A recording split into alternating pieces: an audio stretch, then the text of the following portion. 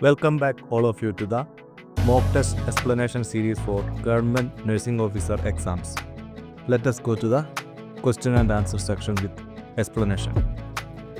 The first question is, the term acme in obstetrics refers to option A, mask of pregnancy, option B, pigmentation during pregnancy, option C, peak of labor contractions, and option D, pimples during pregnancy. Let us see the right answer. The right answer here is peak of labor contractions, option C. Mask of pregnancy is known as chloasma and pigmentation during pregnancy is melasma. The explanation is here. Peak of labor contractions is acme and the option acne is given to confuse you between the options. So be careful while you choosing the option. Acne is pimples and acne is labor contractions during pregnancy. Next question.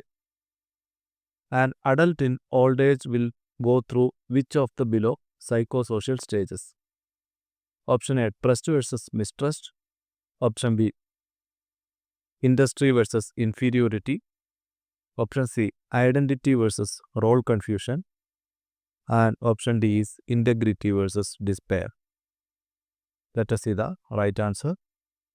The right answer here is option D, integrity versus despair. Here a brief description of these options are given.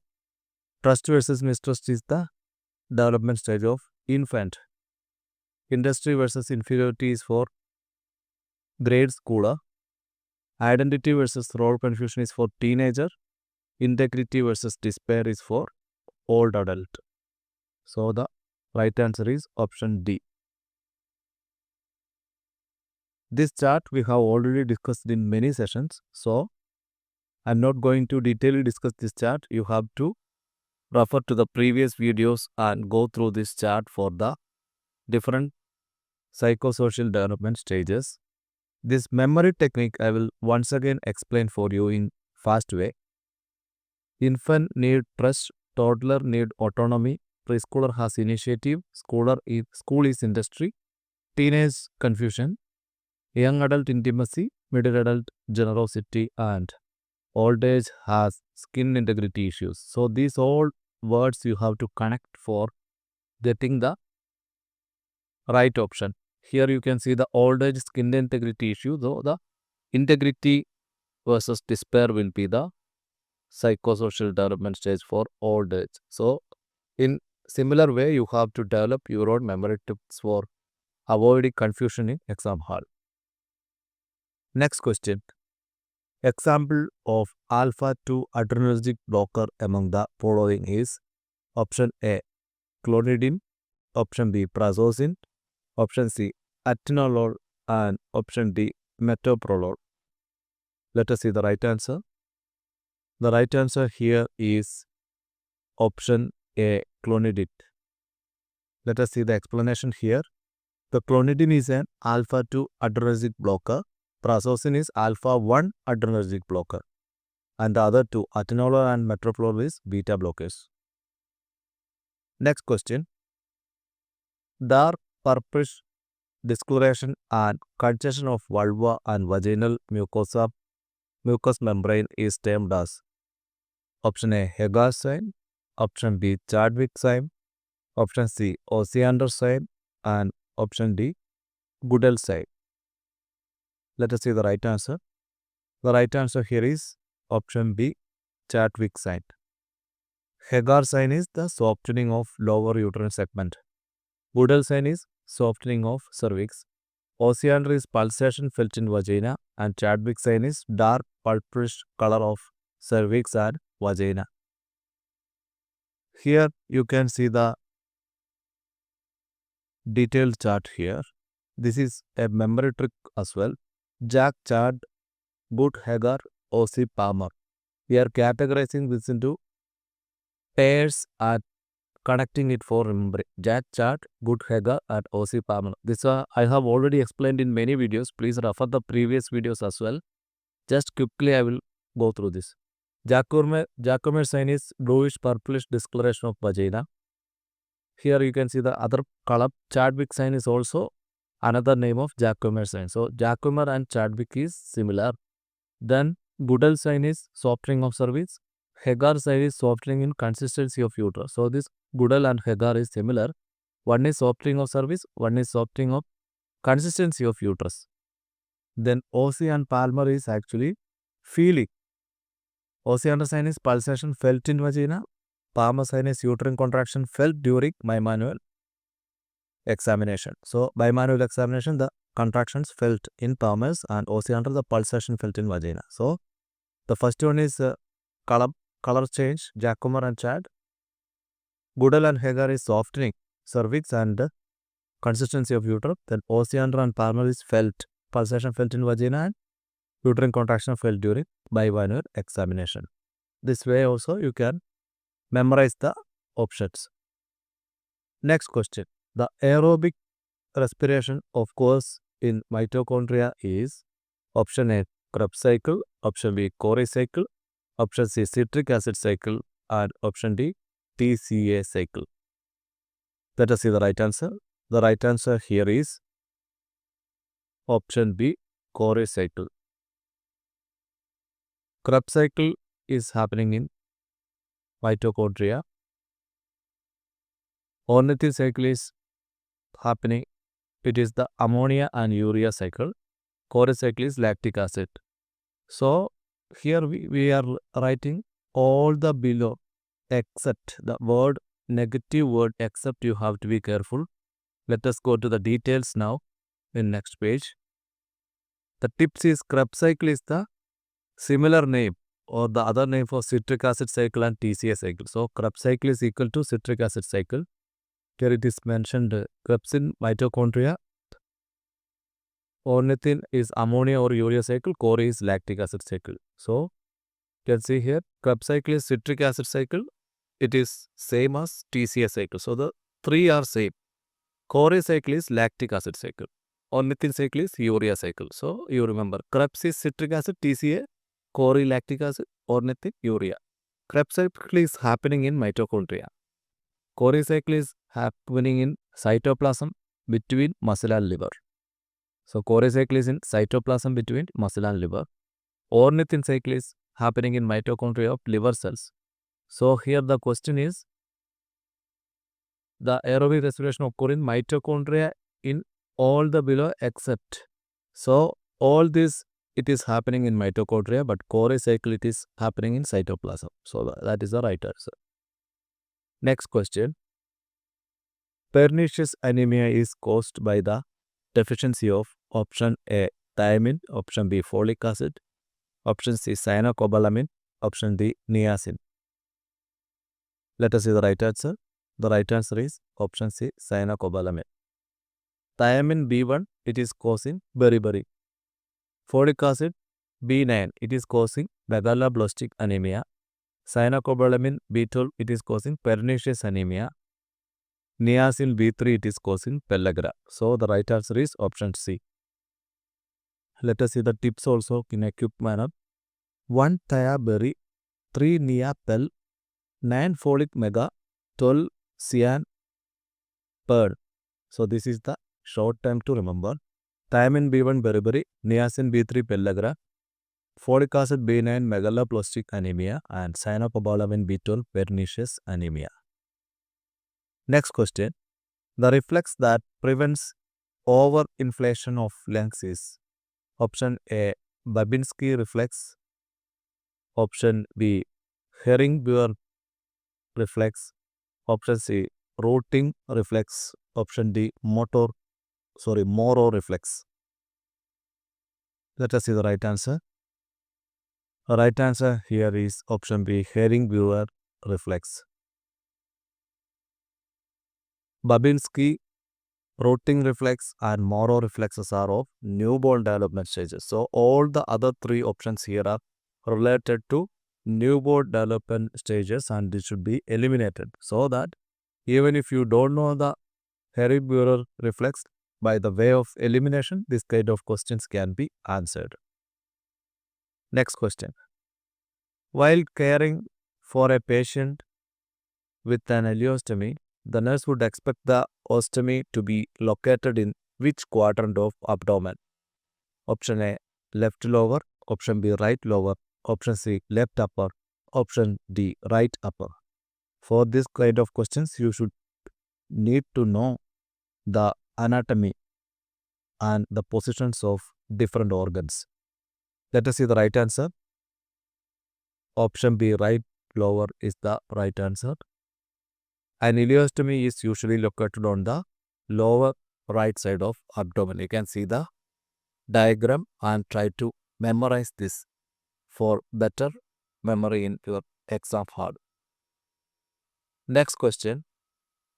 A type of defense mechanism in which a person tries to cancel out or remove an unhealthy, destructive, or otherwise threatening through thought or action by engaging in contrary behavior is option A, repression, option B, regression, option C, undoing, option D, sublimation.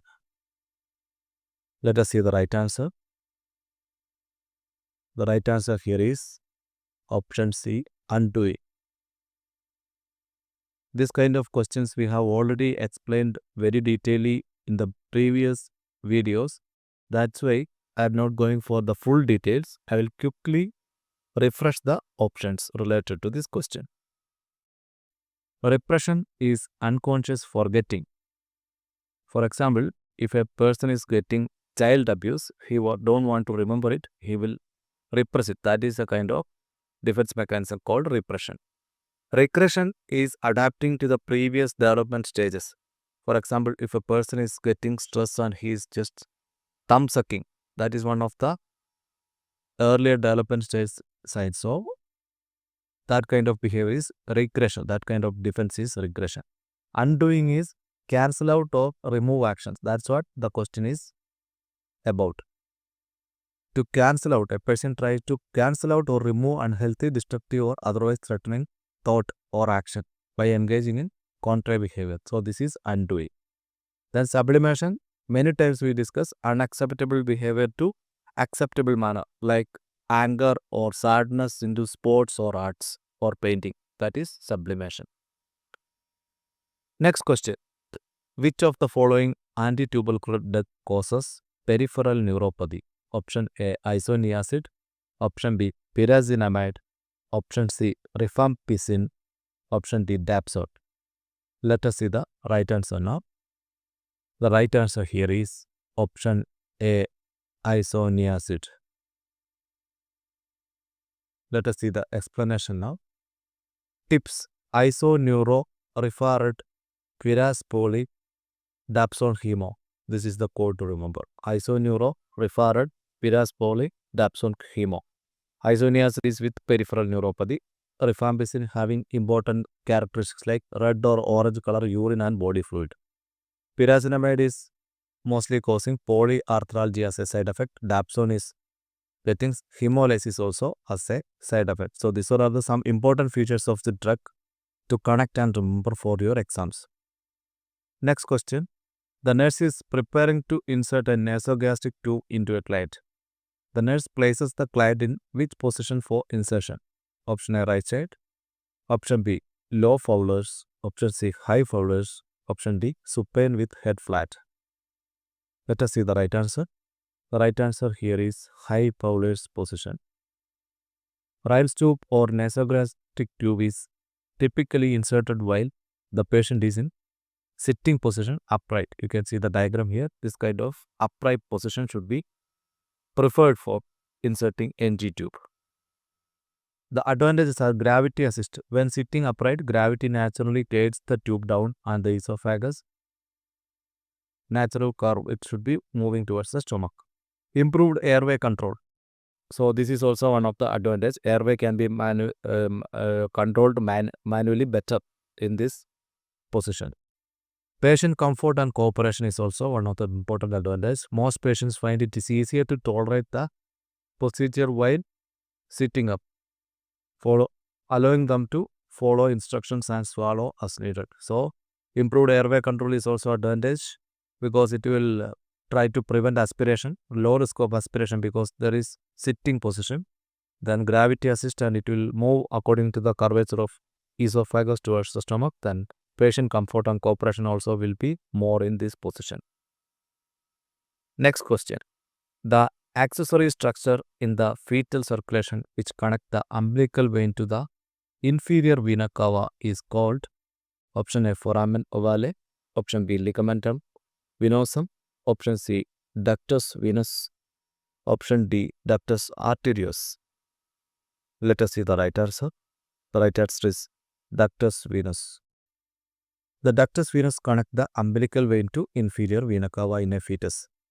Ductus arteriosus connect the aorta to pulmonary artery. The foramen ovale connect the right atrium to the left atrium and the ligamentum venosum connect the left portal vein to the inferior vena cava. Let us see the tips. Ductus venosus umbilical vein, inferior vena cava. Ductus arteriosus aorta and pulmonary artery. Foramen ovale right atrium and left atrium.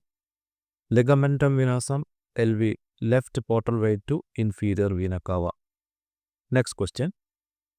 Next question is, a patient is having difficulty with cognitive abilities after a stroke. What part of the brain was most likely affected? Option A midbrain, option B cerebrum, option C medulla oblongata, and option D cerebellum. Let us go to the right answer now. The right answer is option B cerebrum. See the parts of brain. The frontal lobe of cerebrum is responsible for higher cognitive functions. So the cognitive functions will be affected when the cerebrum is getting damaged. Here you can see the frontal lobe. It is having thinking, speaking, memory. This is all the cognitive functions. Parietal is having language, touch. Temporal lobe, hearing, learning, feeling. Occipital lobe, vision, color perception. So these all are the different lobes of cerebrum. Then brainstem, you can see the breathing, heart rate, temperature. Cerebellum is balance and coordination.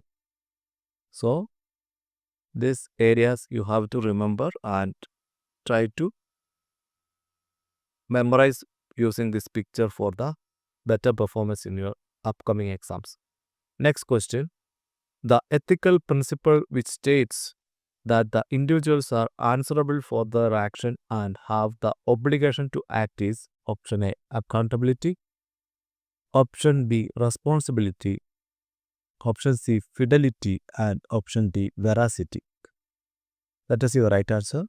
The right answer is option A accountability. So beneficence, autonomy, justice, normificence, fidelity, accountability, and confidentialities. These all are the ethics in nursing, ethical principles. Here let us see the meaning of these principles. Accountability is mainly responsibility. The person or the institution is responsible for their performance or behavior. That is accountability. Accountability is being responsible. Fidelity is being faithful. So fidelity is related to faithful. F and F you can remember. Fidelity, faithful, and veracity is truthful, being truthful. Next question. What is the normal intracranial pressure? Option A 20 to 30 mmHg. Option B 30 to 40 mmHg. Option C 5 to 15 mmHg. And option D 0 to 10 mmHg. Let us see the right answer now. The right answer is option C 5 to 15 mmHg. Normal intracranial pressure is usually between 5 to 15 mmHg but can be ranging from 1 to 20 as well. So according to the different options given, you have to choose the most appropriate options. Here the most appropriate is 5 to 15 mmHg. Next question. A pattern in which the nursing personnel divide the patient into groups and complete their care together is called option A primary method, option B team nursing, option C nursing managed case method, and option D case method. So this is also one of the repeated questions, so I am not going to spend much time on this. Let us straight away go to the answer. The answer is option B, team nursing.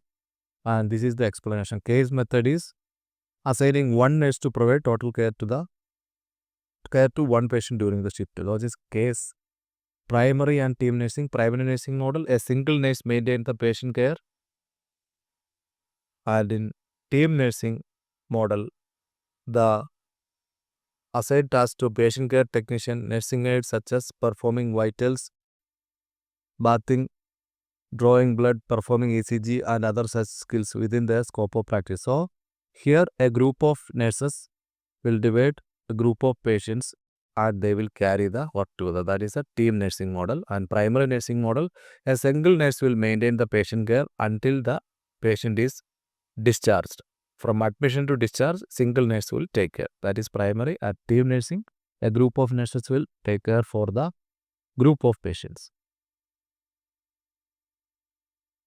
Next question. Which among the following is a type of non-probability sampling? Option A, systematic sampling. Option B, stratified random sampling. Option C, purposive sampling. Option D, multi-stage cluster sampling. This question also we have seen many times. So, straight away we'll go to the answer. The right answer is option C, purposive sampling. See, the probability and non-probability sampling methods. Non-probability are convenience sampling, quota sampling, snowball sampling, and purposive or judgmental sampling. Probability sampling are simple random sampling, stratified sampling, systematic sampling, and cluster sampling. So, please remember all these terms, and previous videos you have to watch because I have explained there the different non-probability sampling methods and their peculiarities. So, please refer. Due to the time constraint, I am going to the next question. Next question. A conscious victim of motor vehicle accident arrives at emergency department. The patient is gasping for air. He is extremely anxious and has deviated trachea. What diagnosis would be the nurse anticipate? Option A, pleural effusion. Option B, tension pneumothorax. Option C, pneumothorax. Option D, hemothorax. Let us go to the right answer. The right option here is option B, tension pneumothorax. The tracheal deviation is the classic sign of tension pneumothorax. You can see the diagram here for the tracheal deviation and the Lenn diagram with tension pneumothorax. Tracheal deviation is most commonly occur due to the increased pressure in the chest. This can result from tension pneumothorax, commonly known as a collapsed Lenn. You can see here. Next question. What is the characteristic feature of biliary colic? Option A, mid-epigastric pain that radiates to the back. Option B, upper right abdominal pain that radiates to the back or right shoulder. Option C, localized lower right abdominal pain, and option D, localized pain in the hypogastric region. Let us straight away go to the right answer. The right answer here is upper right abdominal pain that radiates to the back or shoulder. This is the location of biliary colic pain, upper portion of the right side of the abdomen, and it can feel like gnawing or gripping. See, this is the position. Next question. When administering enema to adult patient, how far should the nurse insert the tube to rectum? Option A, 2.2 to 4.4 cm. Option B, 4.4 to 6.6 cm. Option C, 6.6 to 8.8 cm. And option D, 8.8 to 11 cm. Let us see the right answer. The right answer is option C, 6.6 to 8.8 cm. Enema depth in adult and children. Infant 1 to 1.5 inches. Older child 2 to 3 inches. And adult 3 to 4 inches. This is the depth of the enema in children and adult. Next question. An inflammation of oral mucosa is termed as option A, gingivitis, option B, stomatitis, option C, glossitis, and option D, chelosis. Let us see the right answer. The right answer here is option B, stomatitis. Let us see the explanation here. Gingivitis is gum inflammation. G and G you can connect here. Gingi is gum. Stomatitis is inflammation of oral mucosa. Glossitis is inflammation of tongue, and chelosis is swelling or cracks in the corners of mouth. Next question. Adult patient suffers from hoarseness of voice and difficulty in speech, may be suffering from an injury of which of the following nerve? So the speech, that is tongue, also affected, and hoarseness of the voice. So which nerve number will be affected? This is the question. You have to know the cranial numbers and their cranial nerves and their number also for this question, because here the number is asked. Let us see the right answer. The right answer is option B, 10th cranial nerve. So this chart is many times we have discussed. So again you have to look for this chart. So the different nerves and their locations you have to see. The green is for the sensory, and the blue is for the motor, and the mixed color. So all those things you have to remember, and the number also you have to remember. Here the 10th nerve is vagus nerve, and it is controlling the movement and secretions. So this nerve, when it is getting affected, that can lead to the problems mentioned in these options. Again you have to see the numbers by this method. Sensory 1, 2, 8, 4 mixed, 5, 7, 9, 10, and 5 motor, 3, 4, 6, 11, 12. O, O, O, T, T, F, V, G, V, H. This is the order of remembering these nerves. Next question. What is the technique used to demonstrate the relationship between the intravesical pressure and the volume of urine in bladder? Option A, cystoscopy. Option B, cystometry. Option C, pyelogram. Option D, ureteroscopy. Let us see the right answer. The right answer is cystometry. So here the differences is explained. It's already mentioned in previous video, so I'm not spending much time. Cystometry is the test to look for problems with the filling and emptying of bladder. The metry is the measurement of the volume. Cystoscopy is visualization. Visualization of urinary bladder and urethra is cystoscopy. Pyelogram is imaging. Imaging the renal pelvis and ureter. Ureteroscopy is examination of the upper urinary tract and ureter using ureteroscope. Next question. The nurse assisting a patient to ambulate in heart. Patient has history of coronary artery disease at CABG 4 days ago. The patient complains of chest pain. What is the best action? Option A, check how long before the patient took last aspirin. Option B, assess his radial pulse. Option C, obtain a chair for patient to sit down. Option D, ask the patient to take several slow deep breaths. Here the right answer is option C, obtain a chair for the patient to sit down. All options might be right here, but here you have to see the priority guidelines, then practical knowledge, logic, safety of the patient, risk assessment, all those things you have to apply. Here you can see when a patient is in chest pain and he already is weak, maybe he will fall down. So let the patient stabilize. Suddenly make him rest like in a chair or some places. After that you can ask him to relax with the breath, the check for vitals, asking the history. But first thing is safety, and let him be comfortable. So that is the right answer. The last question in this series, an irregular acyclic bleeding from the uterus is known as option A, polymenorrhagia. Option B, metrorrhagia. Option C, oligomenorrhagia. And option D, menorrhagia. The right answer here is metrorrhagia. Here, please remember this chart. I will tell you quickly. Menorrhagia, heavy bleeding. Metrorrhagia, breakthrough irregular acyclic.